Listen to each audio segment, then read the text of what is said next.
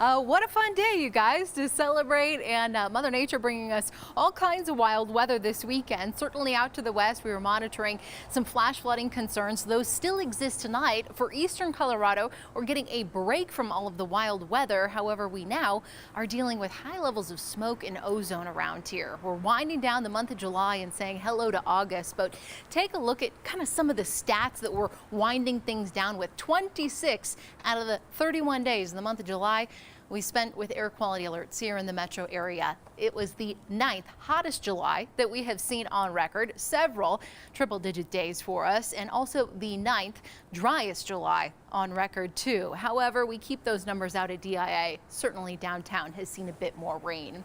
This is our view. Cheeseman Park, downtown Denver, and then it just seems like it stops, right? Usually we get that great shot, the foothills, the mountains. Not the case today, as the smoke and the high levels of ozone once again have returned. We have high levels of wildfire smoke in and around Routt County, across the far eastern side of the state too. And then here around the metro area, we're dealing with smoke and high levels of ozone. So action day for multiple pollutants that will continue through tomorrow. Daytime highs still running slightly below our average. Something not too bad, right? Lower 80s here for the metro across the far northeastern plains. 79 in Eagle and Kremling, 59 for a high for our friends out there in Leadville. Right now out at the airport, we're at 81. Partly to mostly cloudy skies, humidity around 30%. And here in the backyard, it's quiet, it's calm. We have a light little breeze coming our way. We'll take it. And temps currently sitting in the lower 80s. As we look on HD Doppler 9, that plume of monsoon moisture has shifted just a bit further to the west, still encompassing many of our neighboring states around the inland northwest, Idaho, Oregon, Nevada, Utah, Wyoming, all looking at these flash flood watches that will continue tonight, and they'll go back into effect for much of the day tomorrow as some of this moisture shifts just a bit further to the east, kind of encompassing the Continental Divide and possibly even our burn scars. We'll zoom in right there around I-70, Glenwood Springs, storms to their north, storms to the south.